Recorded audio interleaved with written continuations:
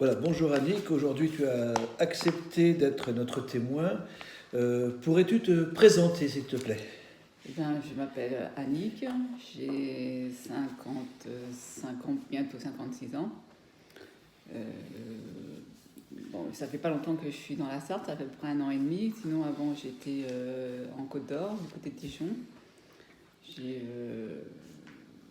ben, j'ai voyagé, j'ai fait pas mal de choses dans ma vie. Et puis, ben voilà. Voilà ma présentation de ma personne. Merci beaucoup. Tu es croyante. Oui. Est-ce que tu pourrais nous dire comment tu es venue à la foi? Est-ce que ça représente aussi pour toi? Alors, la foi, ça fait... Bon, si vous voulez, je suis quand même d'une famille catholique qui a été... j'ai fait mes communions, j'ai suivi le parcours qu'on fait ouais, en tant que chrétienne. Baptême, communion, confirmation peut-être aussi? Tout ça. J'ai fait tout ce qu'on devait faire. Et comme tout le monde, il y a eu des périodes où j'étais un peu moins, mais par contre, les grandes fêtes comme Noël, Pâques, les rameaux, j'allais quand même aux messes, parce que j'allais souvent avec ma grand-mère, de ce monde. Mais enfin, disons que j'ai pas vraiment laissé un peu tout ça. Seulement, voilà, j'ai repris il y a à peu près 20 ans, en 2000. Alors, pourquoi en 2000 ? Parce que, en fin de compte, j'étais dans une période où j'étais en train de me rechercher. Et c'est là que j'ai commencé à faire une formation. J'ai fait un CFA, ça veut dire une sorte de formation d'apprentissage en électricité. D'accord. Et j'ai rencontré une personne qui cherchait aussi un petit peu. Et puis en plus, je pense qu'aussi, comme c'était en l'an 2000, il y avait des... j'étais à Paris à cette époque, et à l'an 2000, il y avait des drapeaux, je sais pas comment, enfin c'est peut-être pas des drapeaux, mais enfin c'était pour l'année bissextile, je crois. L'année du jubilé. L'année du jubilé, voilà. Le jubilé de l'an 2000. Voilà. Ouais. Donc là, c'était une période assez forte. En plus, le pape... Jean-Paul II était là, donc il avait ouvert la porte de la Porte Sainte. Tout ça, vous savez, il y avait pas mal de choses qui faisaient qu'arrivé un moment, je sais pas, il y a eu cette démarche que j'étais vers cette personne. Et cette personne, moi j'ai fait aussi des démarches de mon côté. J'ai même été voir des églises où il y avait à Paris, il y avait plusieurs églises. Oui, il y avait tout un circuit. Dont ma paroisse où j'étais. Ok, c'était c'est la paroisse Saint-Laurent. Saint-Laurent, ok. Saint-Laurent, je connais. Près de la gare de l'Est. À côté de la gare de l'Est. Ok. Et c'est là que j'étais même baptisée j'étais baptisée à Saint-Laurent. Ok. Donc voilà, la question c'est que ça demeurait un petit peu comme ça, quoi. Et puis, je me suis sentie bien. Et c'est là que j'ai réappris, on va dire, par l'évangile. Et en plus, j'ai fait la connaissance, j'avais été à la chapelle de la miraculeuse, qui était la rue du Bac. D'accord. Là, j'ai côtoyé quelques sœurs de la Fille de la Charité. Okay. J'ai aussi côtoyé des pères ou des frères lazaristes. Ça, oui. Voilà. Saint-Vincent-de-Paul, dans la rue, de rue de Sèvres. Rue de Sèvres. Donc voilà. D'accord. Et moi, la foi m'a donné beaucoup de force. Dans ta vie, donc ta foi t'a aidé aussi. Oui. Disons qu'en fin de compte, j'ai réussi à faire... Tu es d'une famille croyante ou bien non, je suis d'une famille, catholique. Catholique, oui. Mais croyant, non. Pas forcément. Je suis, en fin de compte... Comme beaucoup de gens, finalement. Comme beaucoup de familles. Beaucoup de familles aujourd'hui. Et la question, c'est que même chez nous, je crois que je dois... c'est pas que je me lance des fleurs, mais je suis la seule à vouloir faire la pratique, vouloir aller vers les autres. Bon, j'arrive de temps en temps parce qu'il y a des gens quand même, comme j'ai quand même travaillé beaucoup, j'ai écrit aussi, j'ai lu beaucoup l'Ancien Testament, qui m'a donné beaucoup de force aussi. Ok, oui. Je vais pas dire, mais j'ai pas écrit les 150 psaumes, mais j'en ai écrit au moins 140. Tu les as réécrits? Je les ai réécrits. D'accord. Et c'est ça qui m'a fait donner de la force. Voilà. J'ai lu même 3 fois Saint Paul, qui a été que la première fois, ça a été très très dur pour moi. Après, toute la lettre de Saint Paul ou bien, tous les épîtres. Voilà. Bon, ça a été un peu dur. Après, j'ai relu une deuxième fois, un peu moins dur. Et puis la troisième fois, je vais lire. Il y a toujours. Pas tout, mais bon, mais je trouve. On n'a jamais fini de percer le mystère. Non, et puis il y a même la théologie de Saint Paul, bien sûr. Hein, mais je pense qu'il y a des choses intéressantes. Oui, d'accord. Et je pense qu'aussi, la question, c'est qu'on ne parle pas assez de l'Ancien Testament, parce que bon, je sais que l'évangile des 4 apôtres sont intéressants, mais je pense qu'il faut prendre aussi l'Ancien Testament, parce que l'Ancien Testament peut nous donner quelque chose par rapport au Nouveau. C'est son chemin, les chemins se rejoignent, que ce soit l'Ancien ou le Nouveau. Jésus lui-même a eu connaissance de l'Ancien Testament, il a été pétri de l'Ancien Testament. Oui. Pour lui, le Nouveau Testament, ça n'existait pas, non. Puisque c'est postérieur à sa mort après. Et à sa résurrection. Mais la question, c'est que moi, je pense que, en tant que chrétien, je pense que si on veut comprendre des évangiles du Christ, il faut comprendre aussi ce qui se passe dans l'Ancien Testament. Et dans l'Ancien Testament, il y a des choses qui sont très intéressantes, comme les psaumes. Les psaumes sortent de l'Ancien Testament. Il y a des choses qu'il faut lire, par exemple Jérémie, Isaïe, je veux dire, il y a tout. Et c'est vrai que d'où est parti par rapport à Abraham, parce que c'est comme le père de tous les croyants, quelle que soit la religion, finalement, puisque les musulmans comme les juifs croient aussi. Voilà, c'est le portrait type de l'ancêtre. On dit Abraham, c'est le portrait type de l'ancêtre du croyant, qui fait confiance à Dieu. Quoi. Si vous voulez, pour moi, au début, ça a été un peu difficile. À fur et à mesure, j'ai commencé à apprendre sur les anciens. Mais c'est vrai que pour moi, Abraham, c'était comme le père de tous. C'est vrai, Moïse, ça a été un petit peu plus dur pour moi.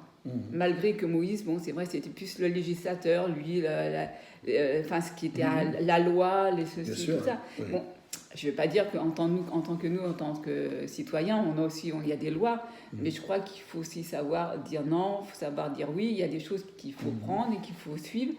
Il y a des chemins qui sont droits, mais il y a des fois, il faut faire des traverses en long, en large. C'est pas évident. Hein. Voilà. Merci en tout cas, parce que là tu nous dis que c'est important quand même de connaître les textes fondateurs de notre foi. Oui. Hein, donc que ce soit le Nouveau Testament, mais aussi l'Ancien, et à ne pas négliger. Donc la connaissance des psaumes, de les lire, de les relire, voire de les écrire comme tu as pu faire, c'est magnifique. Parce qu'en fait, on se dit aussi que Jésus lui-même a prié les psaumes. Ouais.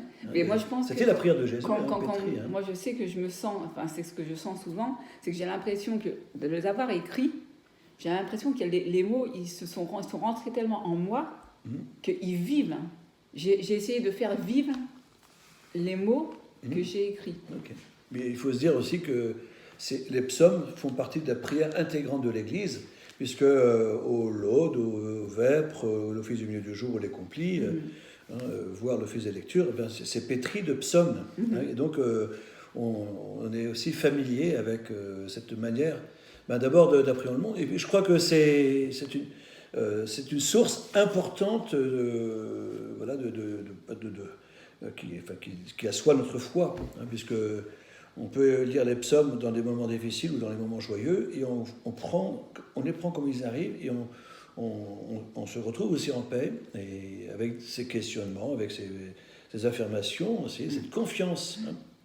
Alors, est-ce que tu pourrais nous dire, Annick, si tu as, si tu es dans le cadre de la foi aujourd'hui, est-ce que tu as rencontré des difficultés, des déceptions, mais aussi des joies en tant que croyant dans ta foi, dans ta vie de foi?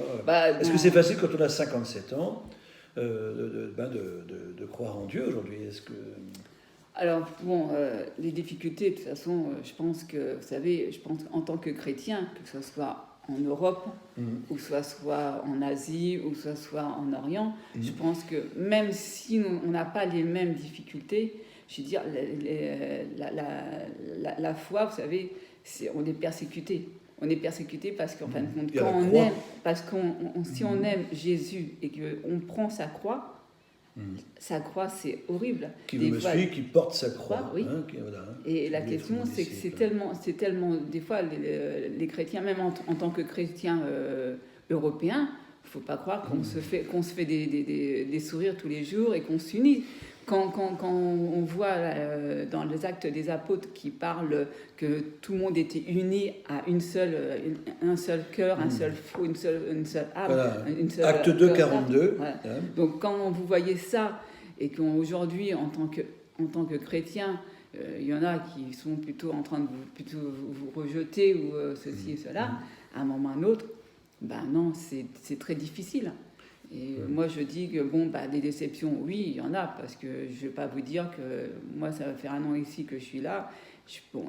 J'ai d'autres problèmes, parce que j'ai un problème familial, et je comprends. Mais même quand je suis venue quand même dans des assemblées, j'ai bien vu qu'on veut bien que vous venez, mais en fin de compte, il faut rester à votre place. Alors, si on doit rester, si en tant que chrétien, on nous dit de venir, tu viens, mais tu ne bouges pas... Voilà, la qualité de l'accueil est importante. La question, c'est qu'en fin de compte, j'ai dit, le chrétien, quel que soit, moi je sais, j'ai vécu dans une paroisse, moi les gens, je ouvrais la porte, je leur dis, entrez, mettez-vous où vous voulez. Moi je ne suis pas une personne, voilà, vous voulez faire ça, tant mieux. Après, c'est vrai que nous, en tant que chrétiens, on essaye de solliciter des gens qui ne sont peut-être pas de la paroisse, mais c'est aussi pour indiquer que la vie, c'est pas spécialement c'est pas un. Jésus n'avait pas, il n'y avait pas une personne, c'était les apôtres, non, que les apôtres, non. Il a bien dit aux apôtres. C'est un message universel. Jésus disait, laissez venir les petits-enfants à moi, mais les petits-enfants, nous, en tant que même adultes, on est aussi encore les enfants de Dieu. Bien sûr, bien sûr. Alors justement, des joies, certainement que tu as pu aussi en... As-tu vécu des temps forts, je sais pas, ou des joies je pourrais me rappeler mon premier temps fort que j'ai eu quand j'ai repris la pratique. Je me rappelle, c'est une chose que j'aurais... Parce que ça, au début, je ne savais pas qu'on avait... Parce que je sais je pouvais prendre l'Eucharistie, mais je ne savais pas qu'on avait le droit à prendre... à boire aussi le vin. Et c'était c'est derrière la mairie de Paris. Je crois, ça doit être Saint-Germain et Saint-Potaire. Et là, c'est une communauté monastique. Alors, je vous dirai plus c'est qui, parce que je ne me rappelle plus. Et c'est là que j'ai bu... j'ai bu le sang du Christ. Et là, je vais vous dire, je ne sais pas, j'ai eu l'impression, ou alors c'est l'esprit qui était à moi, mais ça m'a donné une joie. Et puis bon, les joies aussi que j'ai eues, c'est d'avoir rencontré aussi des sœurs. J'ai connu une sœur qui est partie, mais qui était ermite carmélite, qui m'a... c'est très fort. Et une autre sœur aussi qui était du Cénacle. D'accord. Voilà. Annick, merci encore. Qu'est-ce que tu aimerais laisser comme message aujourd'hui aux jeunes et aux moins jeunes qui t'écoutent et te regardent? Écoutez, s'il y avait une chose à dire, c'est que dites, je vous aime Seigneur, je vous aime Marie, je vous aime la Sainte Famille. La Sainte Famille, c'est l'ensemble. Le message que je pourrais simplement vous dire, c'est aller vers Dieu. Parce que Dieu vous attend et il vous aime. Un beau message, en effet. Alors, je vais essayer de trouver la prière de l'Immaculée Conception, parce qu'aujourd'hui, c'est une fête mariale. Oui. Alors, je l'ai lu tout à l'heure. Oui, prière Immaculée Conception 2020. Et on va la dire pour terminer cette rencontre. Et en tout cas, je te remercie déjà.